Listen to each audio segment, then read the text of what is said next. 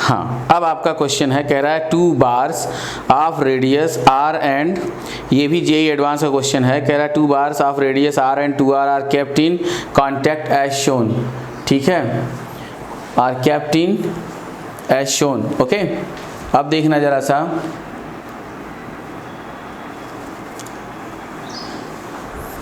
ठीक, तो आगे बढ़ते हैं जरा सा इस क्वेश्चन में कि इसने कहा कि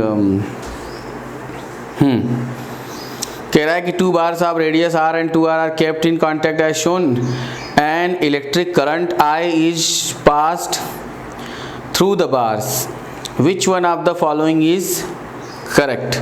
इसने 4 जो है आपको ऑप्शन दे रखा है और पूछ रहा है उसमें उन चारों में से कौन सा करेक्ट होगा। ये बहुत अच्छा क्वेश्चन था, ये जो अभी अभी सॉल्व हुआ, ये बहुत अच्छा सवाल था। ओके,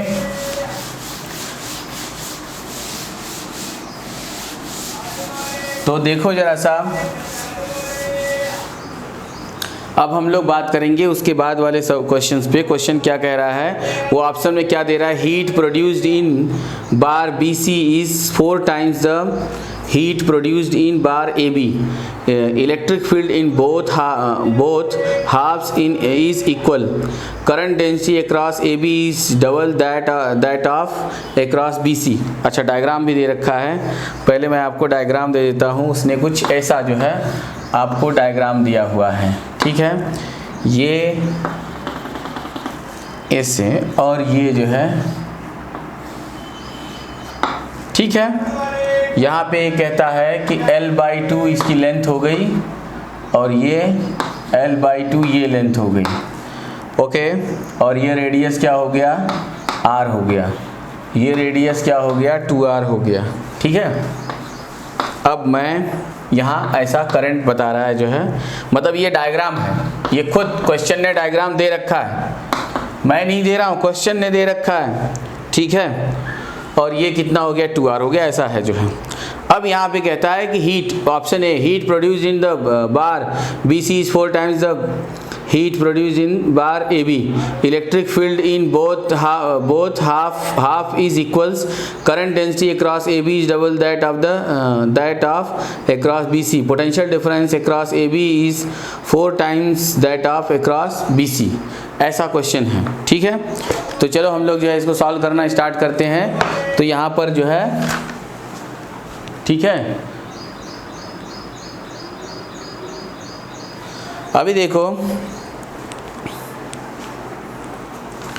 अब हम लोग अगर बात करें आगे जो है, तो क्वेश्चन में इसने कहा है कि हीट क्या होगा, तो हीट H इक्वल्स टू क्या होता है, HAB equals to I square RT, H equals to I square RT।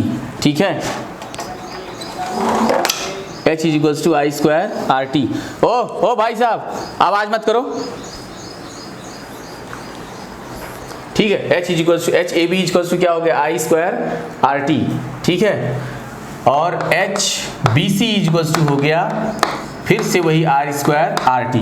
अब हम लोग जो है इसके रेजिस्टेंस को निकाल देंगे। तो हमें पता है जो है रेजिस्टेंस RAB इक्वल्स टू क्या होता है, रो, दोनों अगर वही हैं, रो इक्वल्स टू L/A, मतलब कि यहाँ से आप जो देख रहे हो ये हो जाएगा फिर से R equals to rho into L upon क्या होगा, पाई R स्क्वायर। मतलब आपका आ गया R is directly proportional to 1/R square. तो RAB इक्वल्स टू क्या हो जाएगा, ये मतलब RAB। अब यहाँ से अगर हम लोग इन दोनों को ये लिख दें RAB और RBC, तो अगर इसको जो है डिवाइड, करंट तो सेम पास होगी, करंट तो सेम पास होगी, करंट तो क्या होगा, सेम पास होगा। ठीक है, करंट तो सेम पास होगा।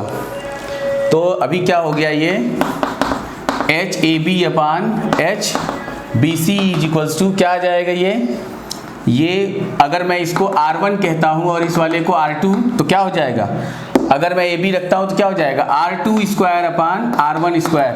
R2 की वैल्यू कितनी हो गई, ये R स्क्वायर अपान ये 4R स्क्वायर, ये कैंसिल हो गया और आपका आ गया HAB is to HBC is equals to 1:4। ठीक है, 1:4। आई बात समझ में आप लोगों को? तो आपने देखा कि आपका जो है आंसर आ गया कितना, 1:4 आ गया। ठीक है,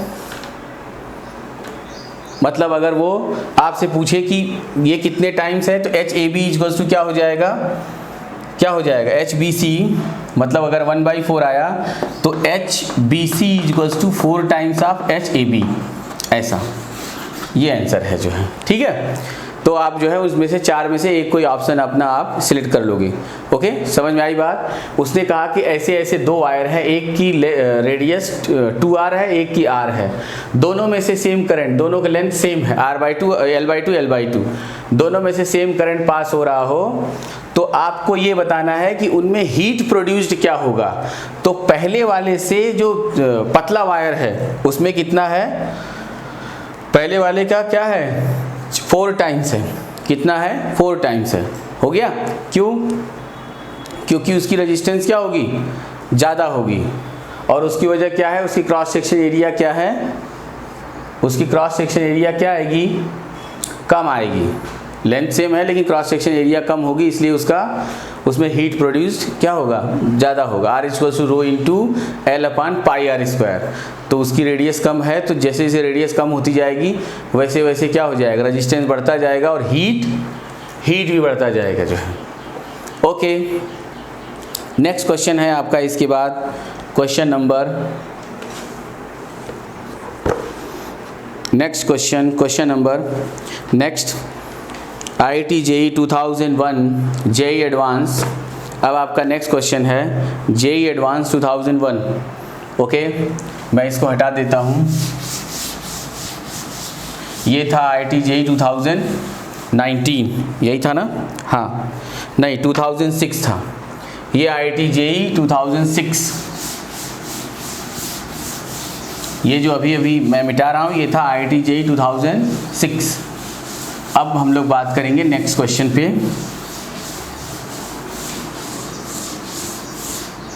ठीक है, हाँ, क्वेश्चन नंबर 10 है, कह रहा है wire of length L and 3 identical cell of negligible internal resistance are connected in series due to current, the temperature of wire is raised by delta T in a time T, number n of similar cell is now connected in series with a wire of the same material and cross section but the length 2L. The temperature of the wire is raised by the same amount delta T in the same time. The value of capital N is, ठीक है, 2001 JEE advance 2001। अस्मिता, चलो अस्मिता, मैं फिर से video upload कर दूंगा, don't worry.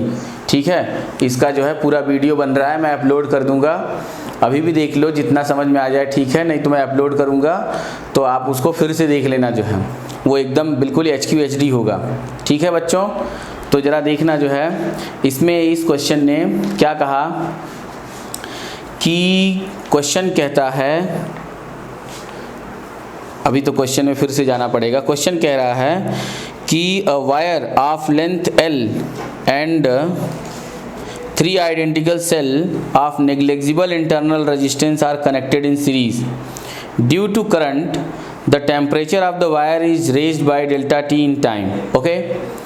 तो क्या हो जाएगा, in the first case हम लोगों को निकालना क्या है कि वो हम लोगों से वो n की वैल्यू पूछ रहा है। ओके, तो अभी हम लोग देखेंगे कि इसको, अच्छा कौन कौन आ गया, गौरव, अच्छा टाइम हो गया क्या तुम लोगों का, हाँ टाइम हो गया इसलिए तुम लोग आ गए। ओके, कोई बात नहीं, एक क्वेश्चन सॉल्व करके फिर जो है हम लोग करते हैं। ठीक है, तो यहाँ से क्या हो जाएगा, उसने कहा है कि wire of length L and 3 identical cell of negligible internal resistance are connected in series due to the current, the temperature of the wire is raised by delta T। समझ गए ना आप लोग, वो ऐसा कह रहा है, तो लगा देते हैं। तो हम लोग पता है कि since we know that question है 2001, ठीक है, JEE एडवांस, JEE एडवांस, ठीक। तो तो यहाँ से हमें पता है पावर P इक्वल्स टू क्या होता है, Q by T, power P equals to Q by T. तो ये जो एनर्जी हो गई ये क्या हो जाएगा, Q इक्वल्स टू क्या हो गया, PT, P इंटू टाइम। और हमें आपको क्या करना है, इसमें n की वैल्यू बतानी है। तो वो जो कह रहा है, अब अगर मैं इसको P into T equals to Q लिखता हूँ तो पावर क्या हो जाएगा, power equals to V square by R, ऐसा जनरल फार्मूला होता है। और ये Q इक्वल्स टू MS और ये डेल्टा T। तो देखना यहाँ उसने कहा है कि 3 सेल हैविंग सेम EMF, तो मैंने कहा 3E of whole square, 3E of whole square और हैविंग नेग्लेक्जिबल इंटरनल रेजिस्टेंस, क्या negligible internal resistance into T equals to MS, ये डेल्टा T, ये हो गया अपना इक्वेशन नंबर 1। अब आप उसका सेकंड केस देखो, क्वेश्चन क्या कह रहा है, कह रहा है कि a number of n of similar cell is now connected in series with a wire of the same material and cross section of length 2l। अब की बार लेंथ कितना हो गया, 2l हो गया। ओके, लेंथ 2l हो गया तो रेजिस्टेंस क्या हो जाएगा, डबल हो जाएगा। अगर पहले l लेंथ की रेजिस्टेंस क्या हमने r लिया है तो अभी कितना होना चाहिए, 2r हो जाएगा। कह रहा है कि the temperature of the wire is raised by the same amount of delta T in the same time, the value of n is, ठीक है। उसने कहा कि तब आप क्या बताओ, n की वैल्यू बताओ, ठीक है। तो आ जाओ जो है यहाँ से फॉर सेकेंड केस क्या होगा, बिल्कुल यही V स्क्वायर बाई आर, मतलब ये अपना जनरल फार्मूला। इसको देखेंगे आप लोग, क्या हो जाएगा n इंटू ई, ठीक है, स्क्वायर अपान ये डबल लेंथ क्या कर दिया, डबल कर दिया, तो ये 2r इंटू क्या हो गया t, टाइम क्या लगा t is equals to m। अच्छा, अब की बार मास कितना हो जाएगा, डबल हो जाएगा, क्योंकि लेंथ भी तो आपने डबल कर दिया। और specific heat into delta T, कह रहा है सेम अमाउंट जो है, ये हमने डिवाइड कर दिया। तो डिवाइडिंग इक्वेशन 1 एंड 2, 1 और 2 को, मतलब 2 में 1 से डिवाइड कर देते हैं। तो आप जरा देखो यहाँ से आप क्या बना सकते हो, n e स्क्वायर बाई क्या 2, ये n बाई 2 और ये e square by r into T. तो यहाँ से क्या हो जाएगा 9, यहाँ से अगर मैं 9 डिवाइड कर दूँ तो ये हो जाएगा e square t by r is equals to ms delta t by 9, ठीक। तो क्या मैं इसकी वैल्यू इधर रख दूँ, यहाँ रख दूँ ms डेल्टा t। अब मैं इसकी जो वैल्यू है ये ms डेल्टा t बाई 9 यहाँ लाकर फिट करता हूँ।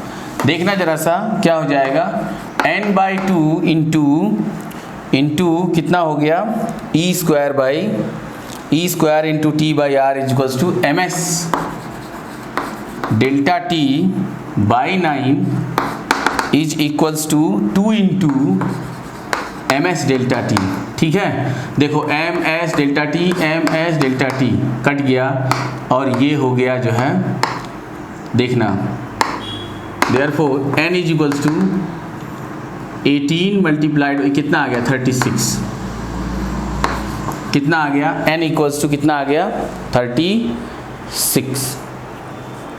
अच्छा, एक चीज़ तो हम लोगों ने छोड़ दिया, क्या, ये n स्क्वायर होगा ना, तो यहाँ भी क्या आएगा n square, therefore n equals to क्या हो जाएगा, रूट के अंदर 36 इक्वल्स टू 6। आंसर होगा आपका कितना होगा, आंसर 6 होगा, ठीक है। यहाँ देखो ये इसका स्क्वायर है, मैंने n बाई 2 लिख दिया, एक्चुअली n स्क्वायर बाई 2 होगा, ठीक है। अभी देखा आपने, सॉल्व कर दिया, आंसर आ गया आपका, आंसर हो गया कितना 6। तो कितने थे वो, 6 थे। ओके, हो गया सॉल्व आपका।